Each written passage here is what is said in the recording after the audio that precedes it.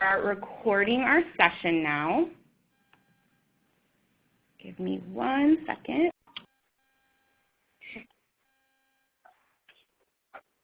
This meeting is now being recorded. Okay, so hello everyone. This is Ashley Klein from Prevent Connect, and I want to welcome you all to our first Prevent Connect web conference of 2016, From Foundations to the Future, a prevention approach to sexual and domestic violence. This session is a repeat of sessions that have been done in previous years, and it's really a great foundation for folks who are maybe new to prevention or need a little refresher on some of these foundational elements that we'll be talking about today.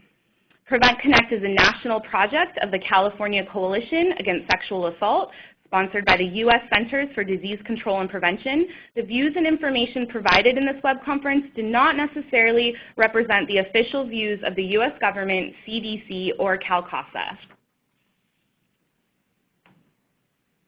So we have some objectives for this web conference today. We really hope that by the end of this session, you will be comfortable in identifying the elements of a public health approach to prevention. You'll be able to articulate the differences between the different types of prevention, primary, secondary, and tertiary. And our presenters will share a lot of great examples with you today of those different types of prevention. And then our last objective is that you will engage in discussion about how to shift these 5 identified norms that will be discussed that contribute to sexual and domestic violence.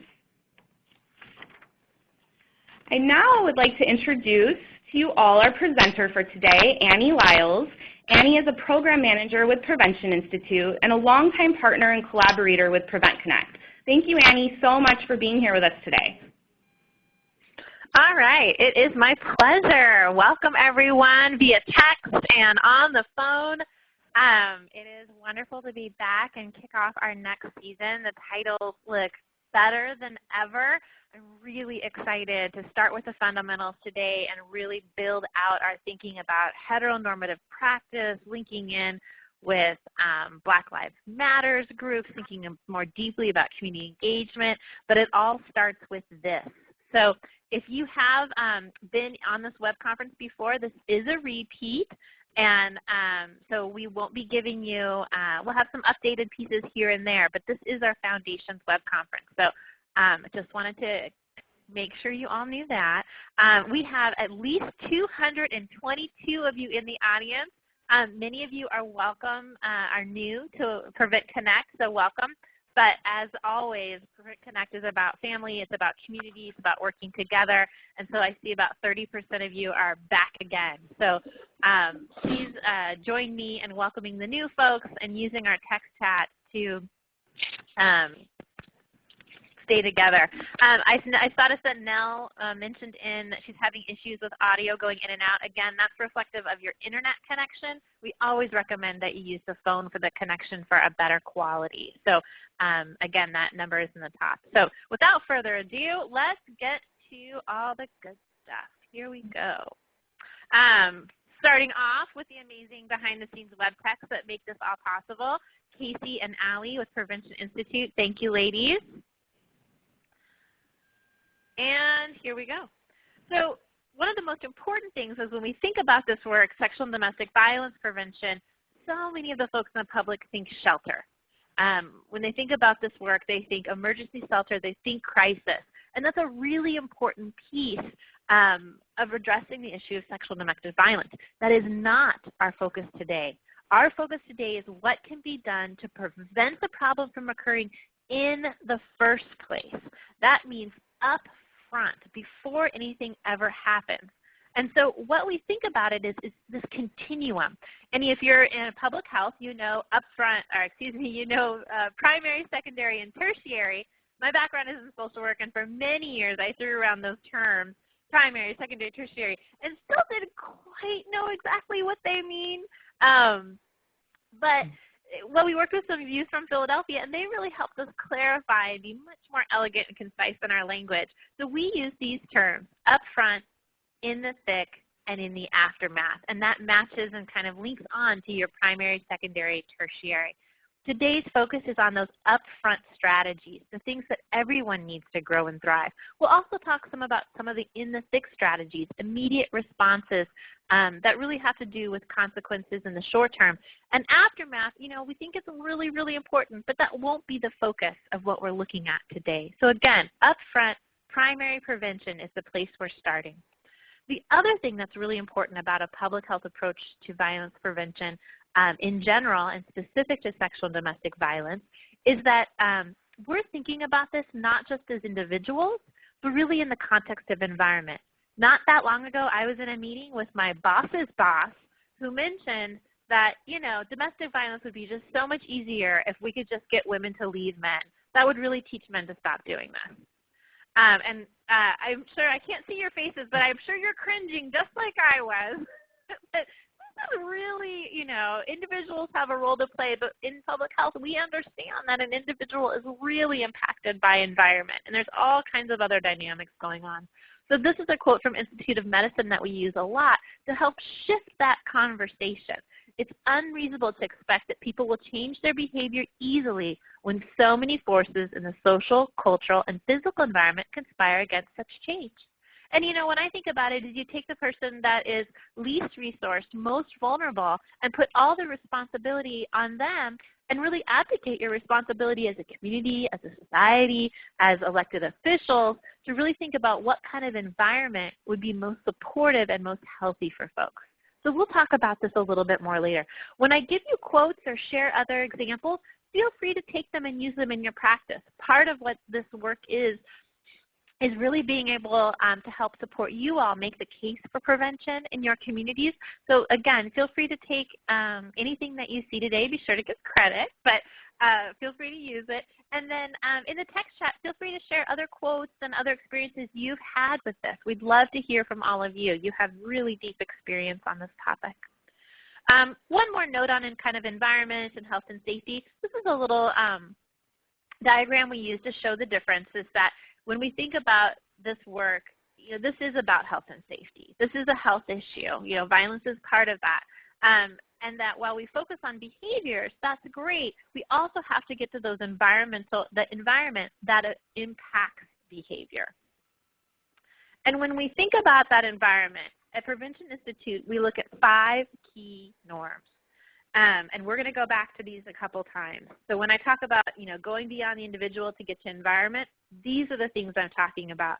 A culture of violence, narrow definitions of masculinity, limited roles for women, power and control over others, and privacy and silence, and valuing that.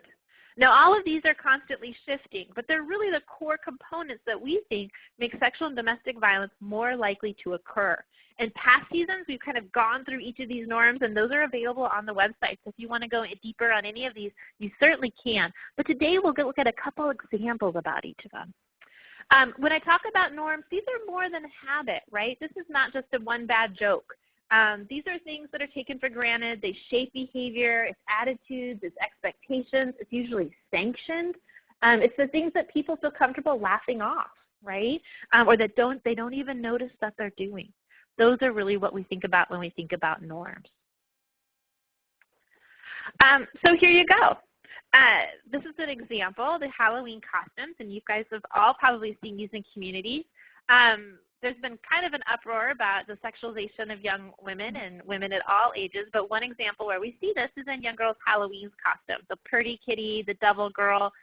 We've had young women organizing, asking the Halloween spirit stores to rename, retake out things, and they've been really successful in doing that. So as much as I show the norm, I like to show that folks are countering it. This is a PTA initiative called Resync Halloween that really asks parents to work with their young girls and think about, taking back Halloween, as it were, and thinking about what it can look like if we let go of some of these norms. This is a shirt from JCPenney. I'm too pretty to do homework, so my brother has to do for me.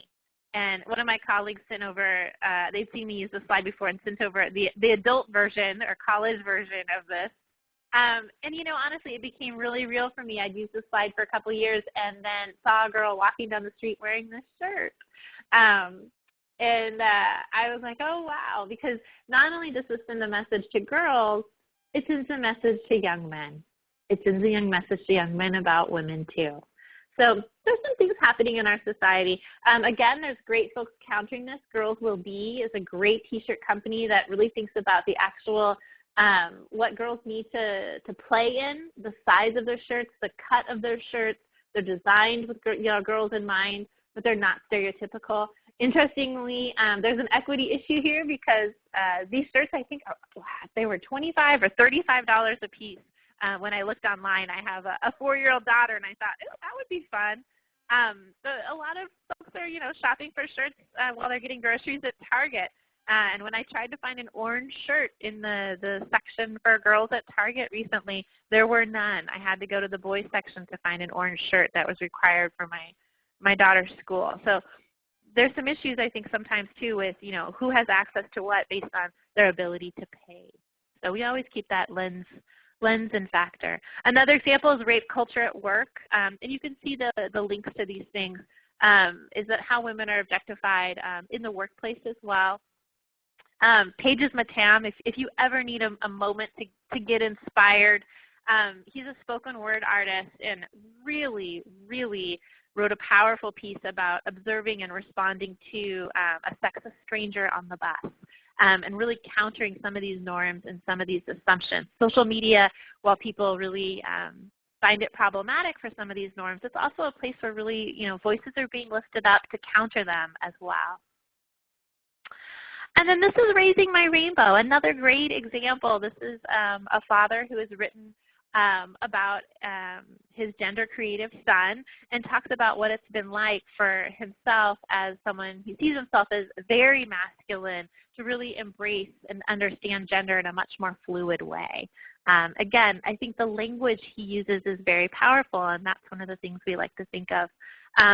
This is one of my favorite examples. So we have this field, and we're insular, and we have our inside jokes sometimes, I think, in this field of prevention. But here's the comic book characters. And we had a comic book artist redo the characters so that the men were in traditionally feminine poses for comic book characters, and the women was in the traditionally masculine poses.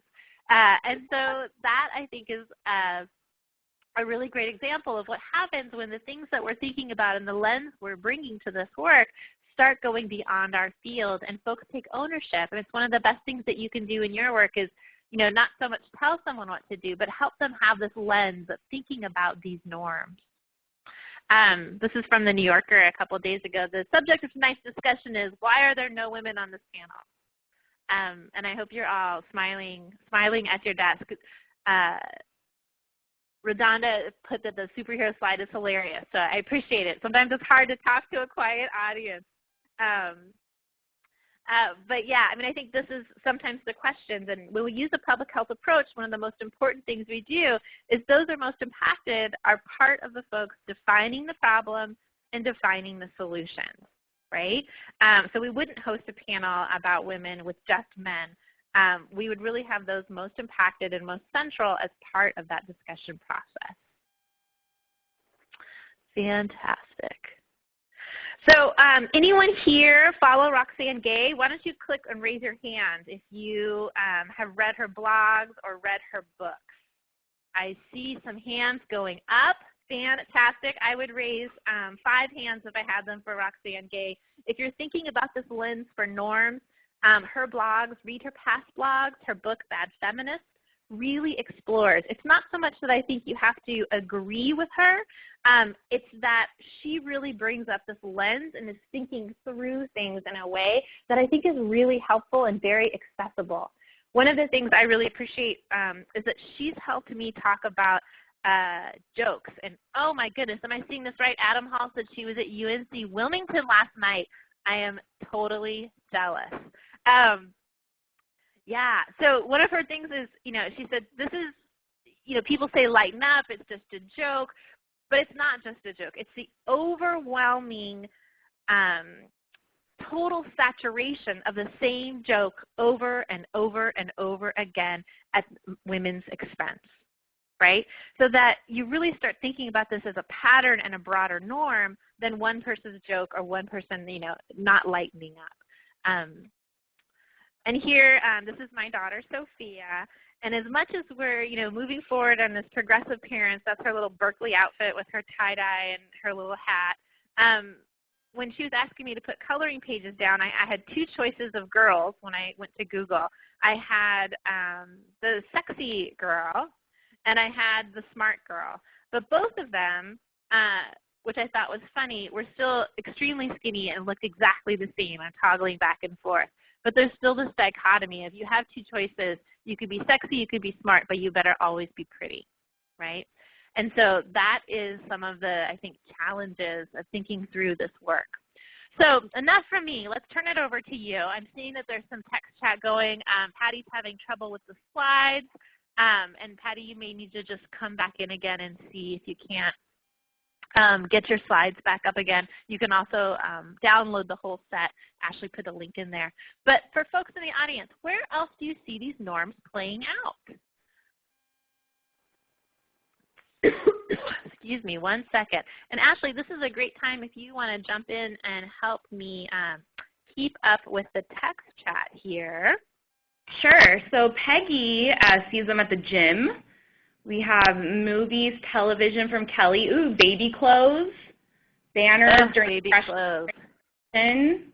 For campus stuff. In slang, we see them on social media, in sports, video games. And Michelle points out she sees them almost everywhere in everyday life. Yeah, I mean, that's the idea. Is that this is really, I don't want to say it's a poisonous setup for young women and young men, but it's not exactly healthy, right? There's a lot of undoing, unlearning, even stuff that seems really neutral. I had a daycare provider at our Montessori preschool, and he made a comment to my daughter about, when she grows up, she'll have a boyfriend too. And I looked at him and I said, let's not romanticize her friendships with, men at this point, and let's not assume that she's going to grow up and be in heterosexual relationships. And he wasn't quite ready for that conversation. But for me, that's part of, being very specific about countering things, but also just, being very clear about what it is that we want and what's going to be helpful for women. So let's keep going. We have some fantastic guests here, and I want to get to them. So Jeffrey, are you still on the line with us? And Jeffrey, if you're there, yeah, there you are. Fantastic. I'm so glad you're here. Hold on one second. I buried my paper. All right. So Jeff Acito was born in the Philippines and grew up in Kalihi, Hawaii. He was raised by working-class parents, a housekeeper and janitor who valued speaking the, Jeffrey, we're going to talk about this, the Ilocano language, yes, Ilocano language, yes, and living out the indigenous values of his ancestors. Jeffrey attended all public schools in his neighborhood. He has taught Philippine and education-related courses at the University of Hawaii at Manoa and has engaged in popular liberatory education among immigrant, indigenous, and diasporic people, particularly among young people. He hopes to establish a Center for Liberatory Education and Ancestral Wisdom. Jeff, welcome today. Nice. Thank you for inviting me to be here. Oh, it's a pleasure to have you. So I'm going to let you talk a little bit about how you see norms playing out and kind of your reaction to the conversation. But first, I want to introduce Kelly, who is also here. Kelly is the president of Hardy Girls. She came to Hardy Girls with over a decade of experience in nonprofits and outreach programs, marketing, fundraising. She's earned her master's degree in organizational leadership at Gonzaga University with a certificate in servant leadership and a BA in art. She has enthusiasm and passion for girls activism. And if you've been on these web conferences, you know Hardy Girls, Healthy Women is one of my favorite organizations. And I see we have a typo on your slide, Kelly. I'm so sorry. It's not Healthy Girls, Healthy Women. It's Hardy Girls, Healthy Women. Sorry about that. That'll be corrected. That's okay. Forward. Great. Welcome, Kelly. Thank you for having me. Yes. So we brought you both on because both of your work is distinct, but, you know, from Hawaii to Maine, these norms are impacting young people. And Jeff, maybe you could talk a little bit about your experiences, how you're defining this problem. And then Kelly, you can kind of piggyback and go from there. Yes, absolutely. First, Hawaii is very sunny, no rain and no snow at this moment. So grateful to be here.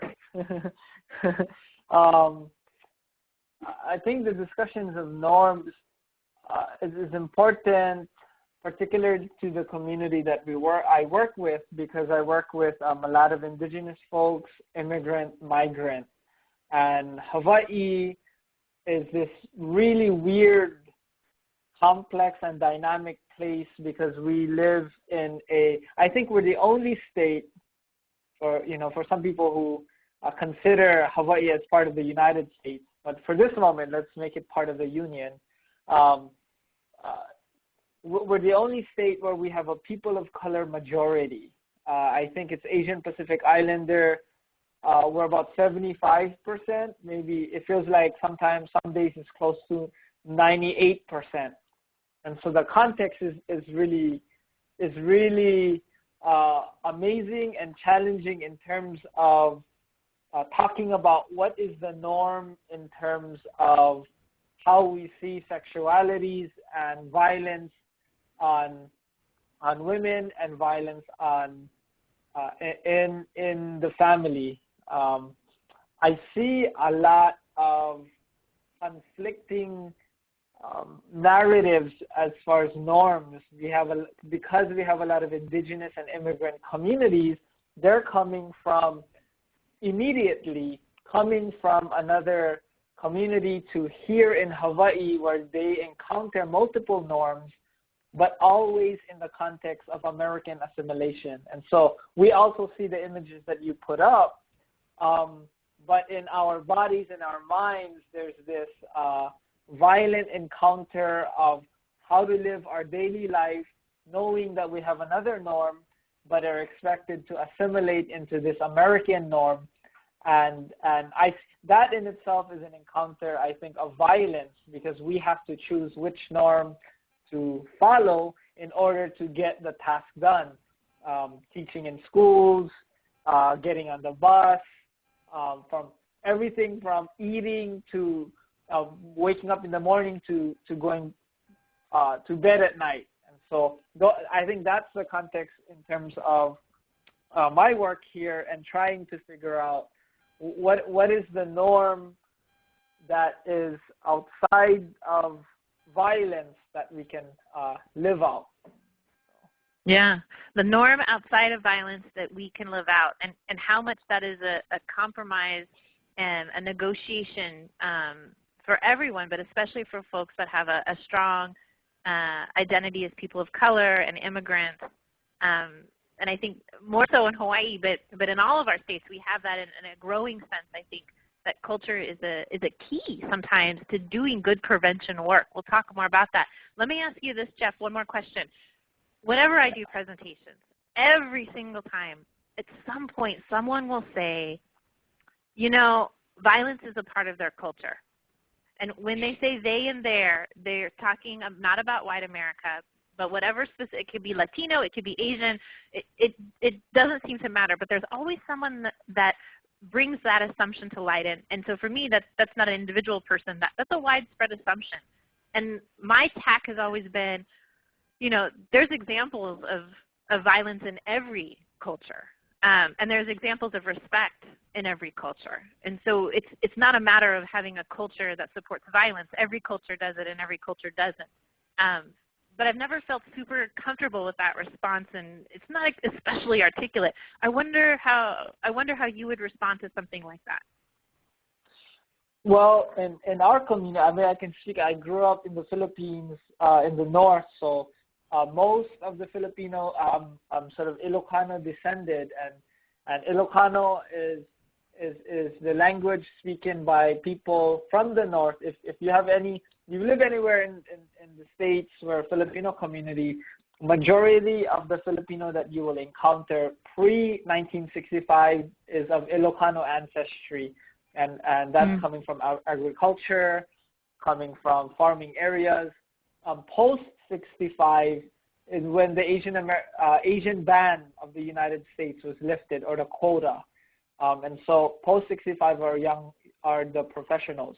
So historically, if you're around Filipino communities, here from Hawaii to New York, you will encounter sort of Ilocano people. So that's just a side note. But in my culture and in many of the indigenous cultures, I assume also in the States and in Hawaii and in the Philippines, it is true. I think we have to examine that notion of every culture is violent or has some form of violence. I think we have to understand it in the context, because some rituals by indigenous folks and immigrant folks maybe have rituals that may seem violent from the outside. There are, I think what's really difficult for many of our communities, particularly indigenous communities and my community, is that we have a warrior class. This is both for men and women. Even though it's been only identified as men, we know that there were women warriors as well. And these kinds of roles were given to people who exhibited what we call today hypermasculinity, very strong, very muscular, very kind of aggressive, but they had a role in society that benefited the whole community.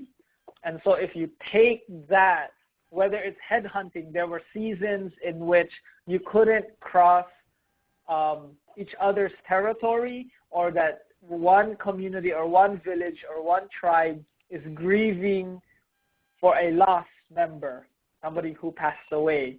And so if you didn't know, if you stepped into that territory while the community was grieving, it was justified to go after you and essentially kill you if you stepped into a grieving community. We know that that's true for a lot of the cultures up top. So that's yes, murder and that's violence, but there's a specific context to that. So it gets tricky of what is violence or not if you take it out of context. Go ahead. Yeah, and no, I'm just trying to think about it. I mean, I think for me, mostly it's come up in situations of, harsh parenting practices. So it's okay to hit your kids versus, and use some real violence against your kids, or it's okay to hit your wife. It's okay to be disrespectful. The things that we would say, are not examples of healthy relationships, it's attributed to culture rather than attributed to a misunderstanding of culture or, a practice. It's a little tricky. So let's kind of hold it and keep thinking about it. And for folks in the audience, feel free to chime in with how you've thought about this too. I want to transition over to Kelly, and we'll keep thinking about this. Kelly, your work is with young women and really thinking about them as activists and as change agents, making environments much more healthy for young women. Maybe you could talk a little bit about what it is that Hardy Girls does that sets them apart from others. Sure.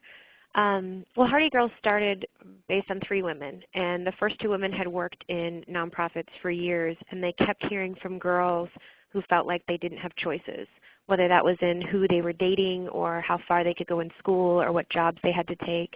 That was the common theme among girls, that they felt very stuck in what was given to them. And they heard the 3rd woman, Dr. Lynn Michael Brown, speak about hardiness. And that's where it all came from that, so the conferences and all these things.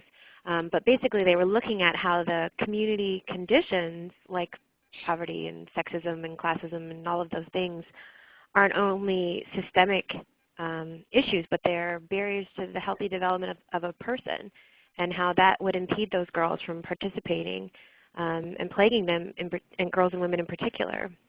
And when girls are under stress because of oppression and injustice, their ability to meet those basic human needs for safety and health are compromised. And then they face the barriers to leadership as a result of all those pressures to conform and to limiting stereotypes and all of that. But Hardy Girls looks at girls as the experts in their own lives, and we provide a space for their skills, whatever they are, to be seen as really valuable and capable. And I really admired Hardy Girls for years before I worked here, and I didn't completely understand what I loved about it until I read Lynn Michael Brown's keynote, where she talked about this gardening metaphor where if you have a packet of seeds, on that packet it will tell you the hardiness zones for those seeds. And it'll also give you instructions on like how much sunlight and how much space and all these things for the seeds. And if you ignore those directions and you plant a seed that needs tons of water and tons of sunlight and tons of space in a corner in the shade, it's not going to grow, right? But you're not going to be shocked by that because you ignored it. But instead with girls, they're being planted in this very, and I will say poisonous, you wouldn't say poisonous, I say poisonous environment in many ways, or toxic at least. And then we're shocked that they're not flourishing and growing.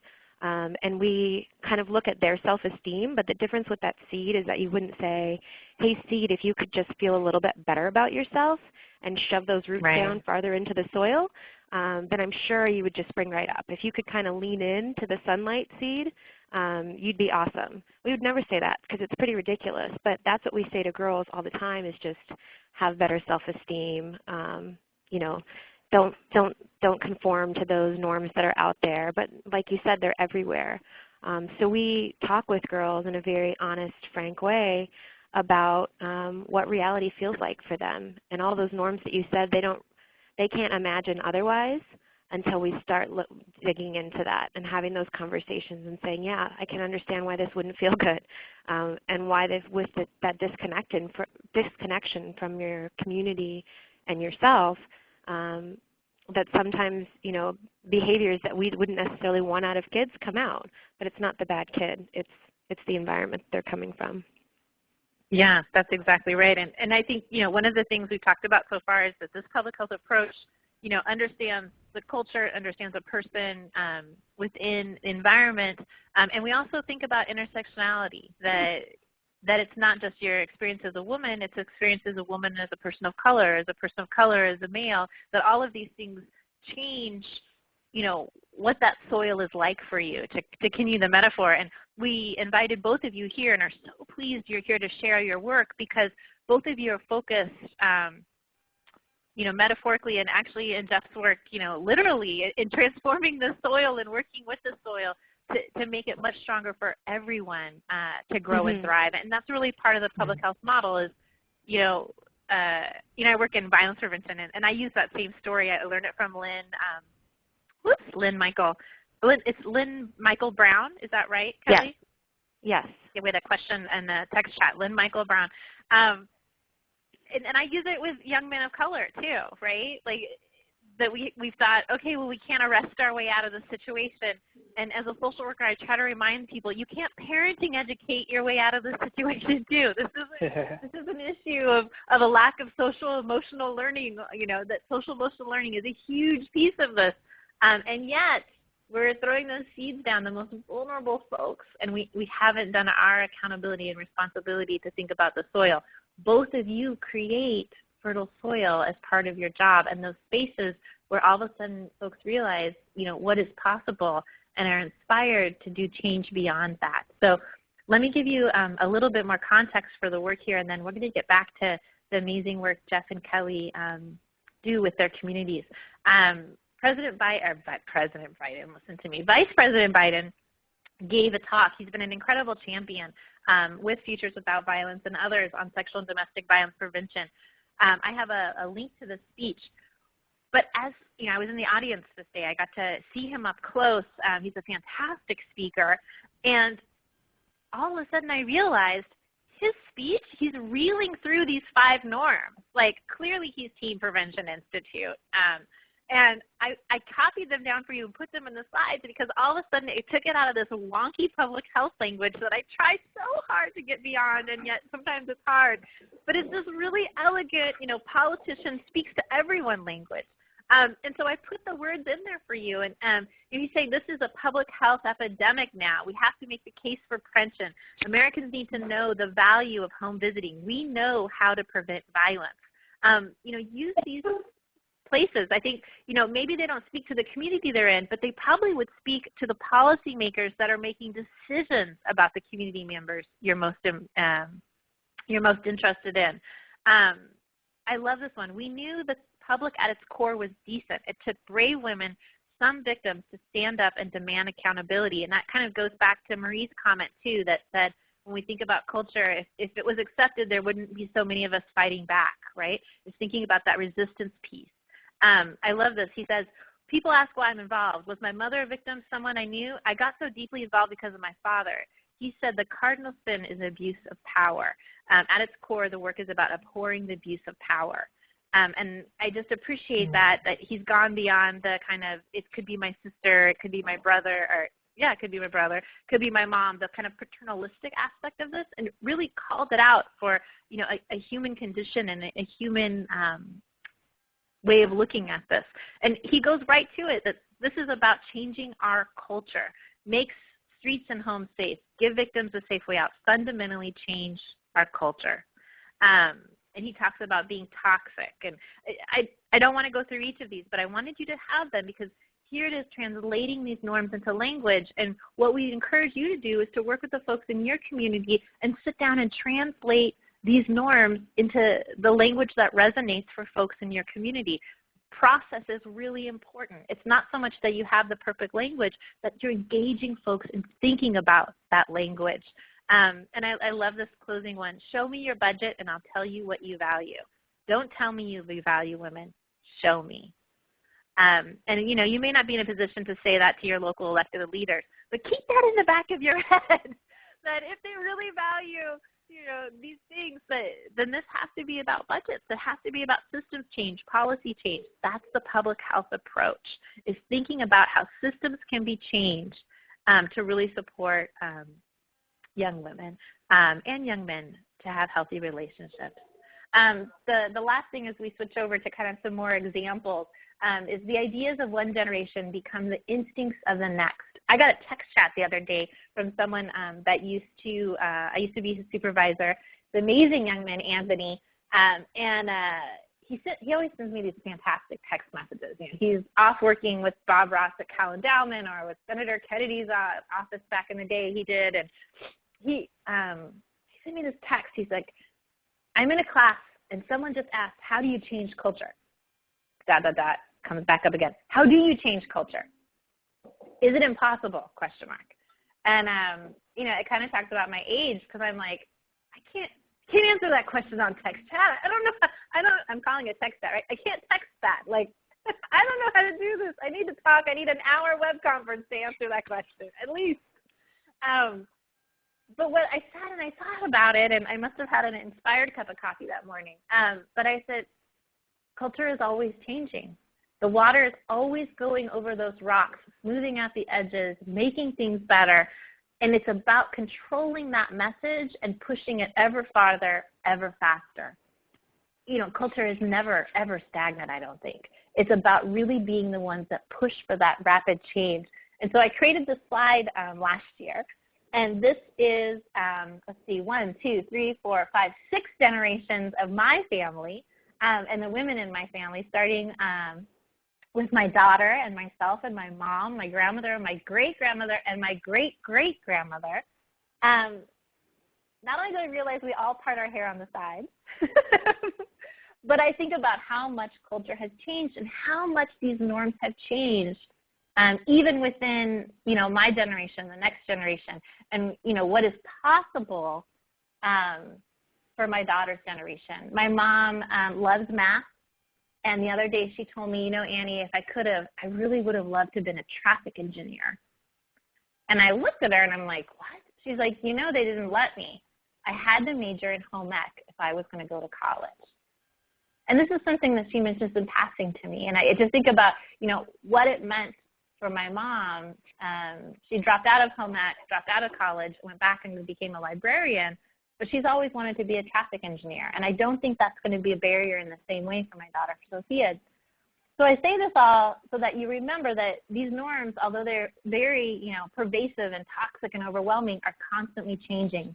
And we've also seen numbers. These are numbers from whitehouse.gov about this shift. And I don't want to parse the exact numbers of how this data was collected, and it's not perfect. This is not a perfect science. We're not lab rats here. But something is shifting. Something very fundamental continues to shift in the right way. And part of what we're doing is consciously noting what's there now. Thank you, Francis. And thinking about how culture is done by the folks in that culture. That is exactly right. And that's the work we have to do and what folks are already doing. So Prevent Connect is a place where we have 265 of you here to think about how it is we do this. And when we think about shifting norms at Prevention Institute, we think about the spectrum of prevention. You cannot shift norms person by person. You might have heard me tell this story. I'm going to tell it again. That email went around, 5 years ago now. It stuck with me about the little boy on the beach with the starfish. You know where I'm going. The little boy is walking, I think, with his grandfather or someone, and there's hundreds of starfish washed up on the beach. They're going to die. And so the little boy takes the starfish, throws it. The grandfather says, you can't save all of them. What are you doing? This is a waste of time. And the little boy says, it matters to this one, and throws another one in the water. And public health says, you know what? We can do better. We can do better by those that are most impacted by violence. But instead of putting one by one, we can build a barrier reef. We can look and do an analysis of what's causing this and prevent the folks from ever experiencing violence in the first place. But you cannot do that by just doing individual education. You can do that by combining your education with community education, with educating providers, fostering coalitions and networks, and finally really changing the systems that are accountable to this fertile soil, right? So now we're at the halfway mark in this web conference, and we're going to change over and think about what those strategies might look like. And again, if you haven't been text chatting, get your fingers out because we need you to start chiming in. The first thing we're going to do is a poll question. In the bottom left hand of your screen, there is a feedback box with A, B, C, and D. Again, bottom left hand, not the text chat. And we'd like to know from you, of the following selected levels of the spectrum, which are you currently most focused on in your work? Which are you most focused on?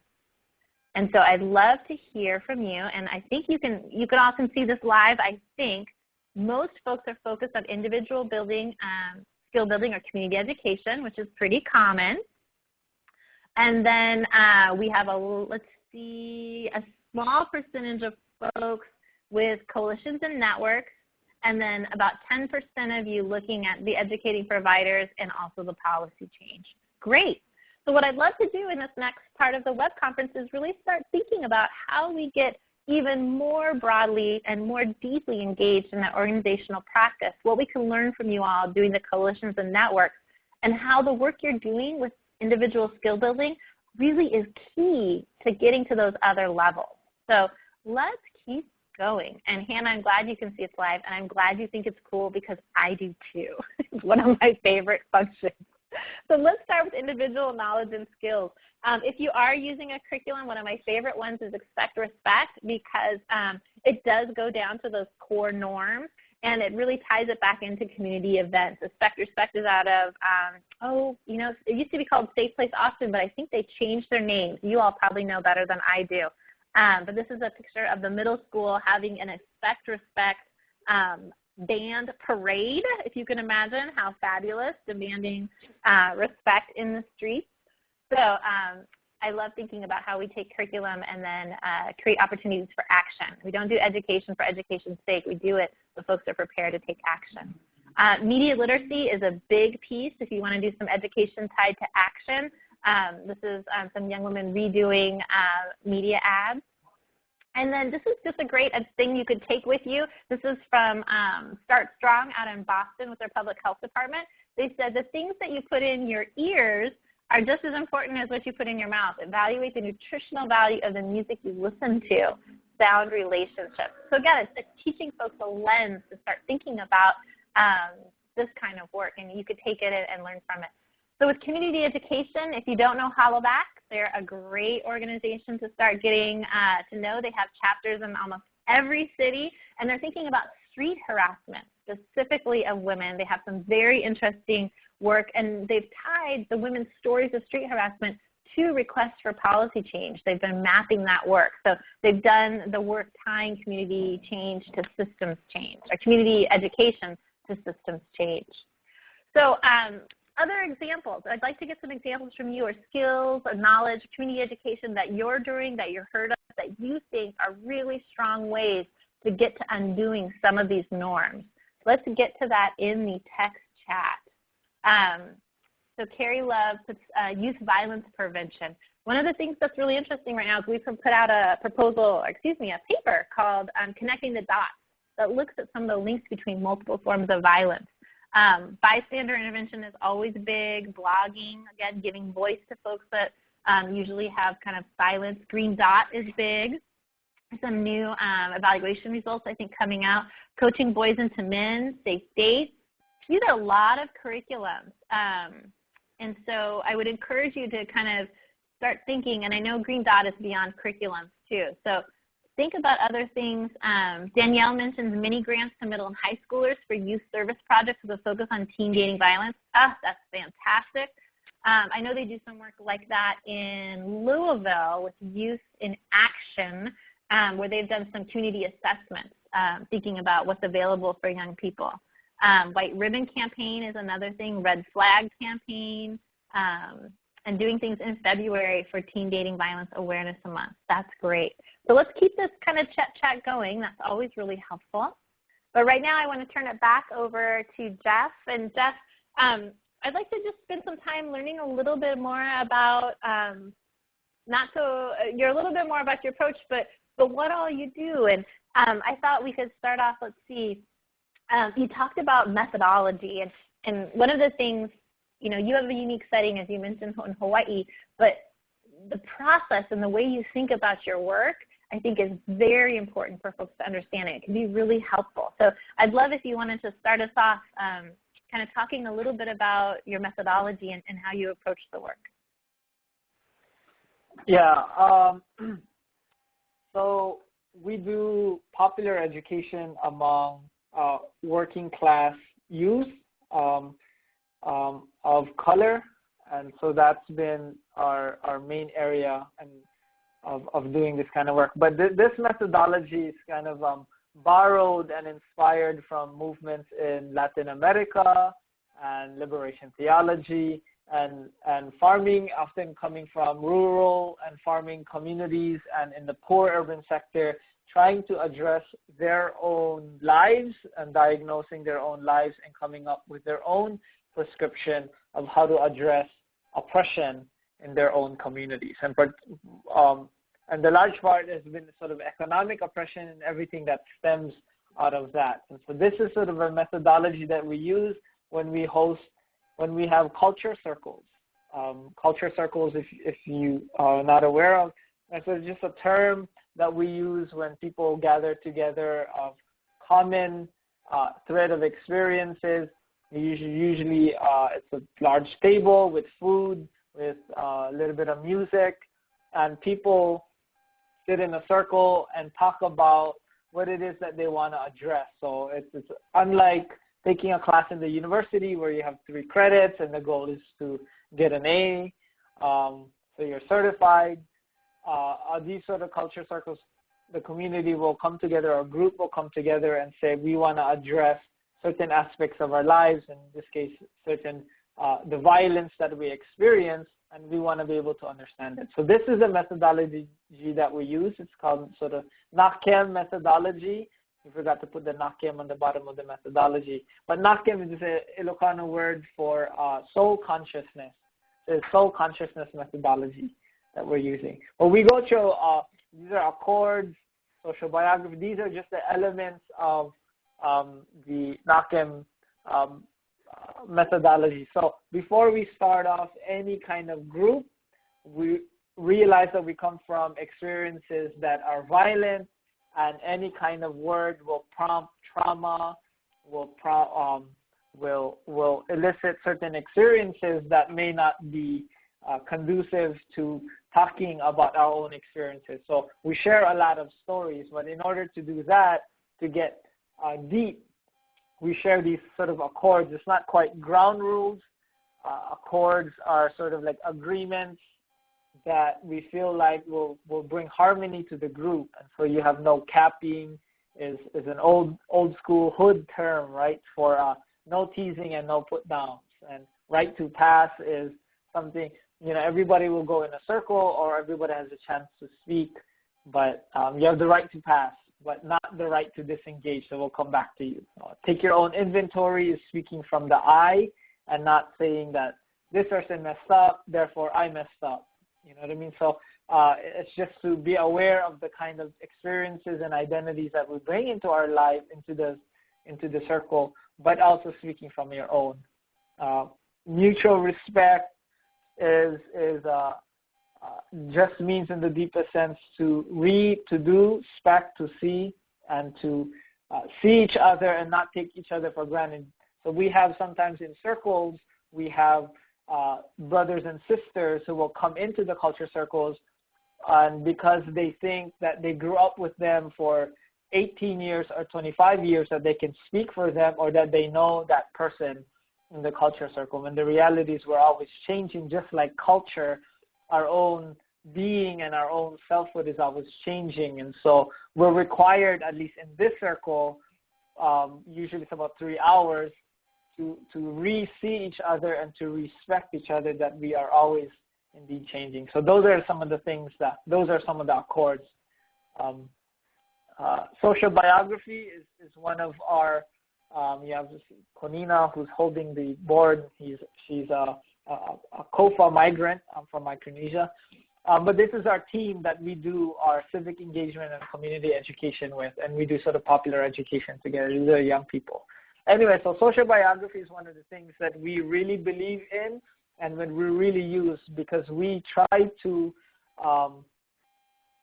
we do this thing called talk story. Hawaii people say talk story methodology, but social biography puts your story, the social context of my life and my life as a transformer of the social context. It really means that our stories impact the larger environment, and the environment impacts our own story. So that's social biography, and we realize that our stories are not just anecdotal evidence. And I realize many of our grants and many of our funders will want quantitative data, but in our work we do a lot of qualitative data, and we see stories as data and stories just as valuable as numbers. Because if you can change the way that, yeah. 1 second. Someone needs to put themselves on hold. That wasn't me. That wasn't me. Okay. Someone needs to mute themselves so that we can not be distracted. It looks like they did. Super. I apologize. It was, I think, distracting from a really important point you were making, that data isn't just about crunching numbers. The stories are the data. When you use this public health approach, the context, the experiential wisdom of the folks in the room all become part of the data.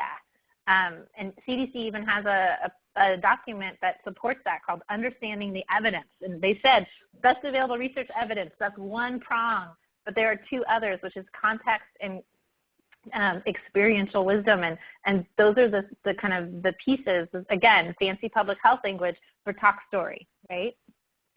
Right. I mean, I think at the end of the day, in our own methodology, because we believe in stories, not just as stories, but a whole worldview and a whole cosmology of one's being, that if we can change the story in which the person believes her role or his role to be in, then we can change the narrative in which that person can live out. So change the story of the world and change the world. That's basically what social biography is. Let me ask you this. So if you're in the audience today and you're using one of these curriculums that folks have talked about, or you've been doing safe dates or coaching boys to men, or you've been working on white ribbon, like a one-time campaign, and you're thinking about how to transform your work to doing something like this, that is a little bit more focused in the talk circle and looking at culture and lifting up culture as a strength, what advice would you give for folks about how to start stepping into popular education versus curriculum? What would you say are some of those first steps? I think understanding, I think not every person who does curriculum can do popular education. I think just because you got a syllabus from someone or a curriculum for someone doesn't mean you can do it.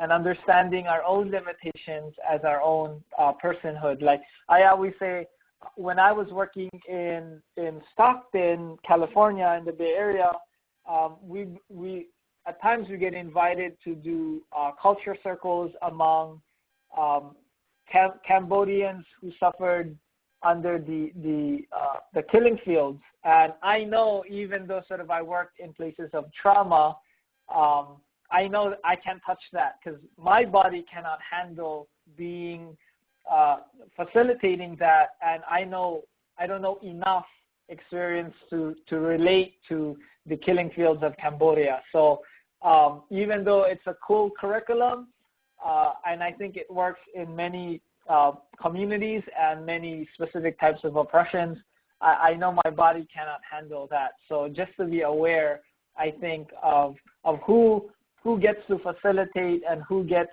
to engage within that community, and whether they can handle the trauma or whether they understand the community enough to be able to gain trust. You can have fancy slides and you can have fancy slogans, but the greatest visual aid is the teacher or the facilitator. And so the messenger is as important as the message, I would say. Yeah. So one of the questions that's come up from the audience from April is, how do you bring people into the circle? Who comes in? How do they come in? I'm assuming those aren't, you're not going to flyering the neighborhood or something. How do you bring people in? Right. I'm glad you said that, because I tend not to have open invitations, and I don't like the randomness of organizing. When you have a variety of experiences in the room, and when it's an open invitation, you're opening the thread, and at least you're making the thread thinner and thinner among the people who come into the room. And so I tend to have a specific experience and focus on that group. Now, how do you get to that group? I usually ask, in our communities, we have these people called super aunties or super uncles. They are really the cultural navigators of the community, and it's the community, it's where members of the community go to them for advice, from anything from raising babies to health to existential questions, and they seem to trust the doctors, the experts, the university degreed folks more than anything else. And so I really sort of ask the super aunties and super uncles who you think might benefit from the culture circles. So that, in addition to sort of my own sort of personal connections and community connections in the community, but I always try to have a relationship with the individuals before they ever come into the culture circles.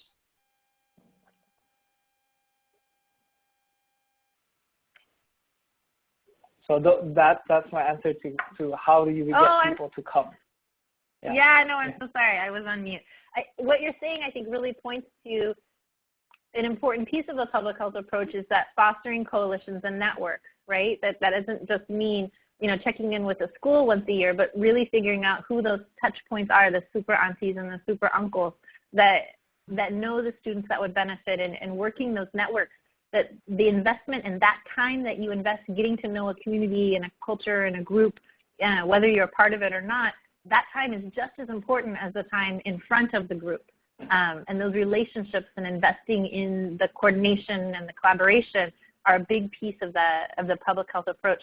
Melissa just got on late. Jeff, she's hoping that your contact information could be shared. She's in Hawaii and doing relevant work. So I'm sure other folks would be interested too. Perhaps you can put it in the text chat. I want to keep us moving. Jeff will be with us, and we'll go back to him, but I want to get over to Kelly and some of the work she's doing, and we'll go back and forth a little bit here as we move forward. So The next level of the spectrum, we've talked about community education, individual knowledge and skills. Educating providers is really important. And I feel like we could just take this level out and instead call it super aunties and super uncles. But these are the folks that, you know, are really the touchstones in the community, and to the extent that they understand your message and understand, you know, they already care about people. They do that naturally. They're the natural helpers and healers. And to the extent that they're on board, you've reached a whole other level of saturation. And faith community is a piece of this. In Gainesville, Florida, they have a seminar and a handbook on healthy relationships and families specifically targeted for the faith community, but then they took that to the next level and created a collaborative where the interfaith agencies come meet together and talk about this. Is, you know, how are they talking about it from whether it's the pulpit or the front of, you know, whatever their worship community is. And then they make agreements that they will talk about it this number of times, that there will be a group to talk about it this number of times. And because it's prevention, it doesn't have to be negative, right? This isn't a class so you stop beating your wife. This is about communication and healthy relationships and mentoring. And there's some really positive things, but I love that they've done it in an interfaith way. I love that there's some policy change, some practice change within the faith organizations as part of their piece, and they have a handbook, so you're welcome to link in with them and use it. Coalitions and networks I talked about a little bit. Culture is a really important piece right now in the field, that people are really thinking about how culture and positive culture really is actually a preventive and a place that is protective, and that sometimes you don't even have to talk about sexual and domestic violence because you can go back to some of those cultural pieces that are really important. I'm going to skip that, and we're going to get right over to Kelly. So Kelly, you know, when I think about the work of Hardy Girls, and it kills me that this is wrong on the slide, I'm so sorry, Hardy Girls Helping Women, you've talked a little bit about these hardiness zones and your approach to young women. You know, as we've talked with Jeff so far, and kind of, you know, how you approach the work and how you bring young women in, you know, what's coming up for you kind of in your work and in your context? Yeah, well, I think for us, like in Maine, I think we just got passed by Vermont as the whitest state in the country. So it's a different demographic that we're working with here. But the girls, you know, first you have to get, I think when I talked to Annie earlier about sort of the hierarchy of needs, if you look at like the hierarchy of social action, the girls really have to see themselves as experts first and see what they're saying is valuable first before we can get into some of the deeper cultural conversations. And so a lot of us working with them is just asking questions, lots and lots of questions without judgment, and it's just that curiosity about each other and what they have to teach us. So it reminds me of those circles, but in a way we kind of set it up, the girls are there and then we're invited in rather than us inviting others in there. But so we do different programming with girls, but a lot of it just has to do with what comes up for them. So we don't start at any particular place, we start at what's relevant to them. And I think for folks who question. No, this is the starting jumping off point. So this is the aha for my audience, just to be totally transparent, is they're not starting with a curriculum, which is terrifying as someone used to being, you know, here I go in, here's the class, here's what we're going to do. Is you're really asking the question, you know, what's possible? And as much as, you know, Maine and Hawaii and your work is so disparate, I think what the audience is seeing is that it's actually the same. It's starting with asking questions. It's starting working side by side, shoulder by shoulder with folks, and thinking about this issue, providing some context, allowing people to engage and add their own story to it, and then providing opportunities for activism, for, you know, this voice to come through. Tell us a little bit of, you know, what does it look like? So you don't have a curriculum. What are the girls working on? Well, we do have a curriculum.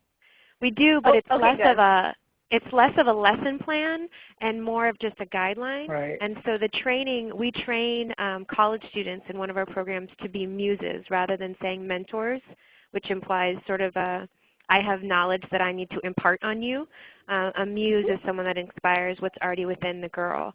So we train our muses, and we actually do consultation for other organizations. And people want us to come in and say, here's 10 bullets on how you can create a hardiness zone. But the truth is that this work is slow and messy and incredibly fun and exciting, but it's not just it can't be boiled down into bullets or a lesson plan with that, because you have to dive into these deep conversations. And sometimes what they're talking about last week, if they're talking about their family, then you come with some activity to do about family the next week, and they're like, yeah, we're kind of over that. Can we talk about something else now? And you just have to be there with them, because you've said this is a girls group. And if you just keep coming with your own agenda, then you're not really giving them the power to do the work that you want them to do.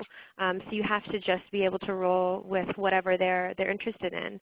And with power, we give the power back to the girls, because girls don't have that in many cases. And that means that we have to give it up from ourselves, because it doesn't just come from nowhere.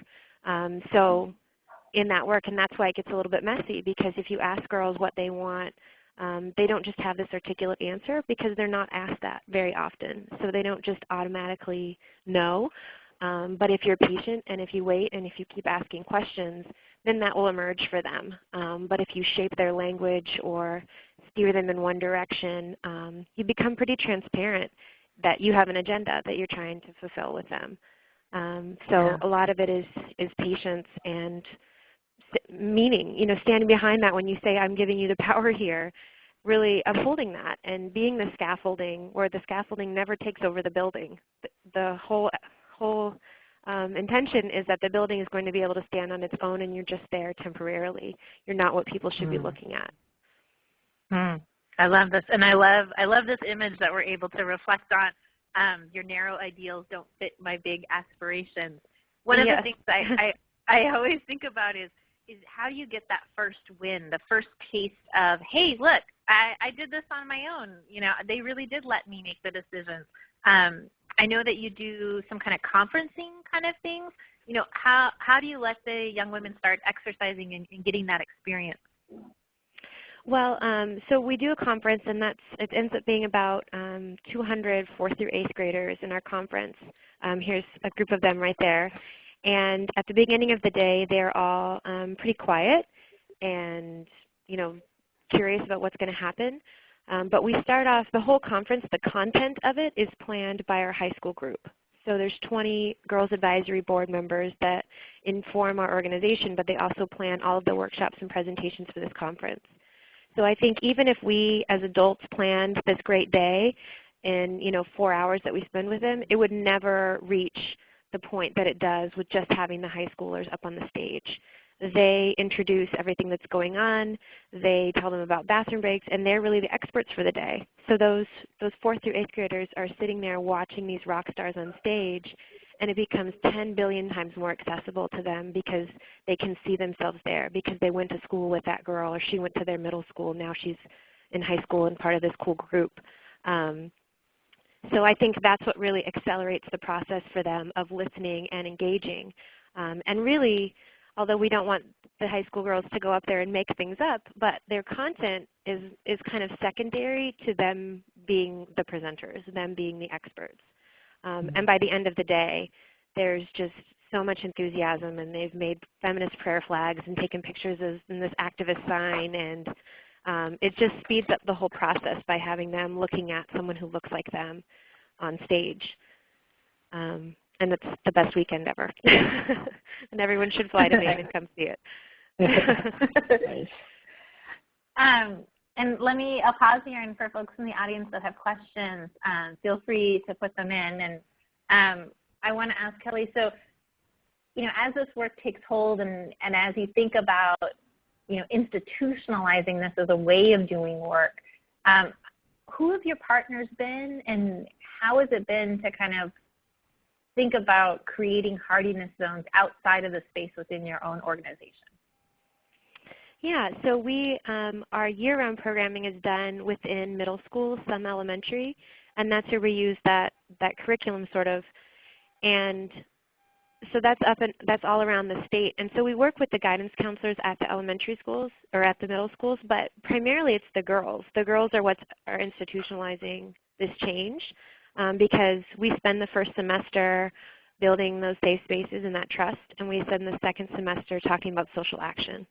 And so we say, all right, it sounds like this is what's important to you, and whether that's bullying, which we hate that term because it's everything and nothing at this point.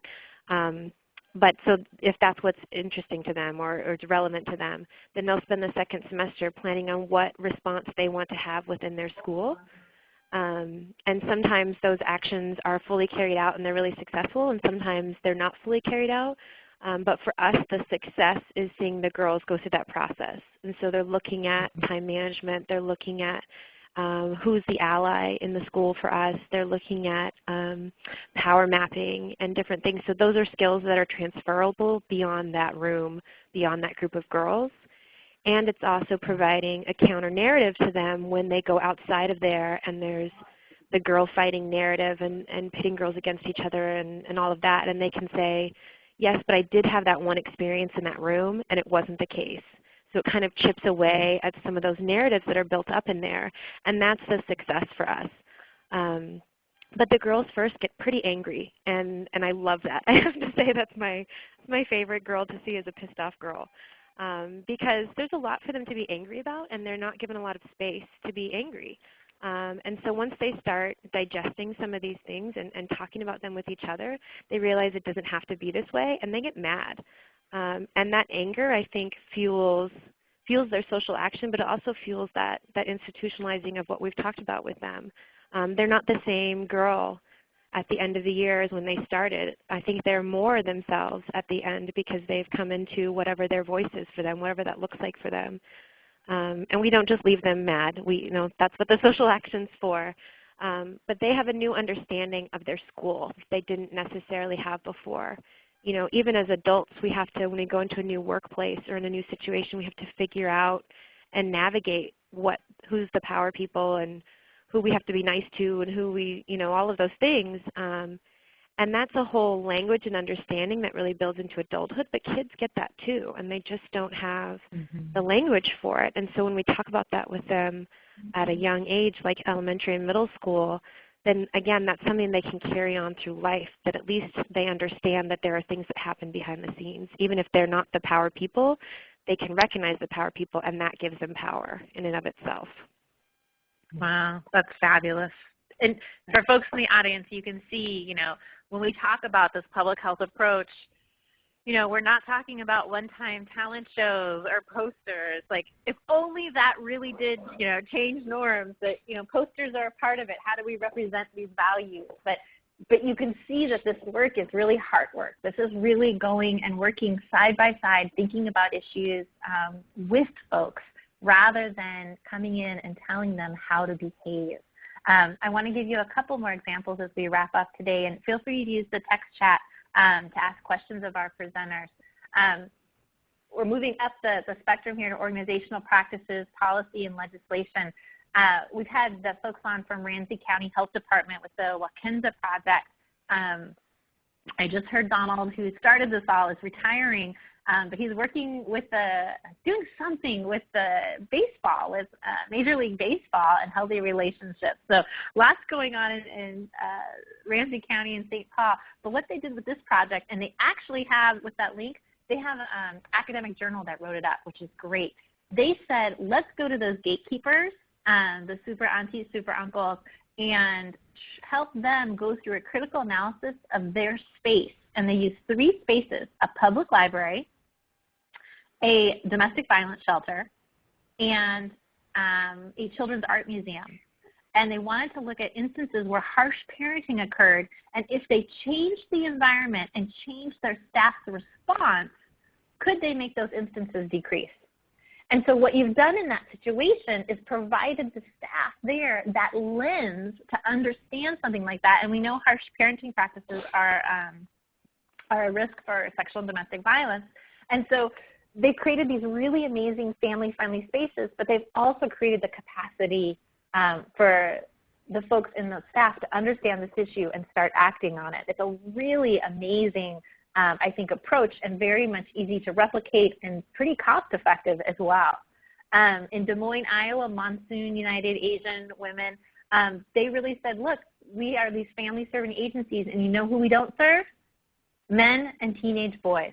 And so they started offering very specific groups for fathers and children and collaborated with groups that were much more focused on men and boys to make sure that they were actually serving the whole community. So in both cases, folks have changed their practices to do a better job with prevention. Peace Over Violence does amazing work. Their website has all kinds of tools, but they do youth leadership and mobilization that really think about decision-making and on school campuses, what they've done with young women. And the last example I want to give you is in New Orleans, the Rethinkers. If you're feeling intimidated by doing policy change, go look at I think it's an 8-minute YouTube clip from the Rethinkers about elementary school students doing policy change. They are fantastic. If they can do it, we can all support their work and think about young people doing that change. They did restorative justice. They spent a summer studying on it and made recommendations to the board that are being adapted there. So in summary, we're closing up on the end here. This came from a group in Arizona. They shared this when they were guests on Prevent Connect, and it's, I'm not a cat person, to be totally honest. And so I'm definitely not a cat cartoon person, but I love this, and I hope you all can use it. But I think when we think about prevention, we started with giving, a family a fish, and then we're like, we went to the education, teach a family to fish.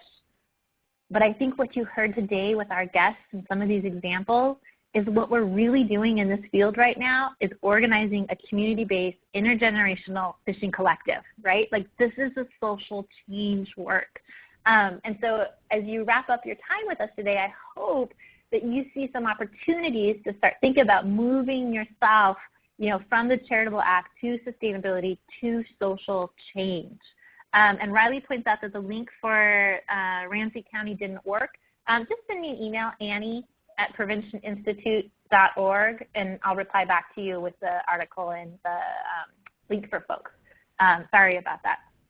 But, we hope that you have some places to kind of move on. And I saw there is a question from Michelle. Do folks know of programs like that for boys, like Hardy Girls, Healthy Women? And Kelly mentioned that there is a group called Boys to Men. Sarah says that she has our community has similar boys and men's group of participation as well. And, I think, Sarah, we can't blame participation on the boys and men. We have to revisit our practices and how we get things and make sure that they're relevant, which is actually one of our web conferences coming up. So community engagement is a little bit later this year, and we'll talk about engagement and all the ones coming up. So with that, I'm going to skip this. One of the things I always want people to think about is evaluation. And this is from Patty Wetterling out in Minnesota as well. And she says, there's all these things. Oh, you can take this seriously, or will this work? What's the science behind this? She said, but my rule of thumb is this. Does this help reach the goal of equity and respect for women and men? So as you do your prevention work, one of the most important things you can continue to ask yourself, the lens to which you're evaluating if you should try this strategy or not, is does this help reach the goal of equity and respect for women and men? Hopefully you'll remember the 5 norms, but if you don't, you should be able to remember equity and respect, and that'll get you halfway there. But this is really what we're trying to achieve. And we have this example from April of last year that, Budweiser put out this label, the perfect beer for removing no from your vocabulary for the night. And it was hilarious because you're like, are you kidding me? Like, what? No, don't do this. Oh, God. And there again, a huge backlash through public media, and it was pulled. So as much as these norms are still pervasive, and as Kelly pointed out, we still have a pretty toxic situation to deal with, we certainly have amazing examples of activism at work. Lots of opportunities for our young people and our communities to be activists and keep it moving. So let's see. We have all kinds of tools. But what I'd like to do, these are all great tools. Oh, if you're new to this field, go read this article, Preventing Intimate Partner and Sexual Violence Against Women with World Health Organization, funded by CDC. This is important. It gives all the great foundations and things that we've talked about, has it all written out. Fantastic piece. So definitely go check that out. And as Leah pointed out, once again, I'm not doing a great job about going outside the gender binary. It is my professional growth for the year to really do a much more consistent job of adapting my language. And so I apologize for that. We're actually having 2 web conferences in March to think about how we do better job partnering mainstream organizations with organizations focused on queer rights and culture. And then another one thinking about some shared outcomes and prevention strategies so that our prevention practice isn't so heteronormative. So a little bit focused on your own work in your own organization and also some work in partnership. So thanks for that. With that, I'd like to wrap up and give Kelly a moment for a final comment and a final reflection. And then Jess, if you could finish us up today with a final reflection. We have 2 minutes left, so maybe 1 minute on each of you. And thank you both for sharing all of your wisdom and time, and to the audience for chiming in today. Kelly, go ahead. Sure. What we talk with our muses a lot is just about managing expectations. And what, they go in and thinking that their girls groups are going to be these kumbaya moments where they just like fight off everything and the patriarchy be damned. And that's not always what it looks like, but it doesn't mean you're not making a huge, huge difference with people. And it takes time to see that. So be patient with yourselves, but also remember that silence is not the worst thing in the world.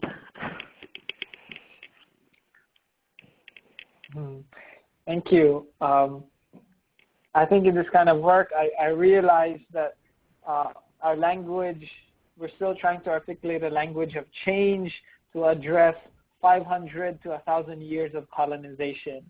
And so to be patient with ourselves and to give ourselves some amnesty in the kind of work that we do, both in terms of work and sort of personal work, personal growth, in dealing with complicated and dynamic forms of oppression. And these kind of moments help, I think, to reflect on those complexity.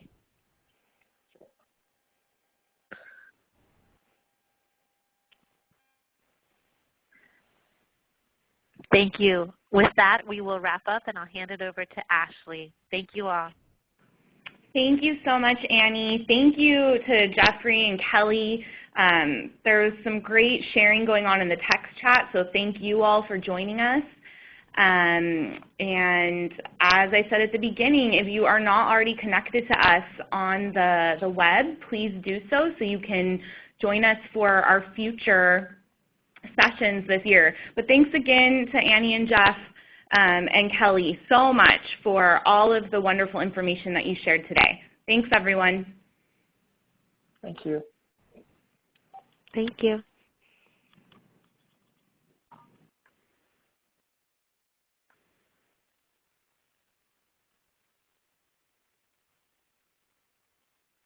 Recording has paused.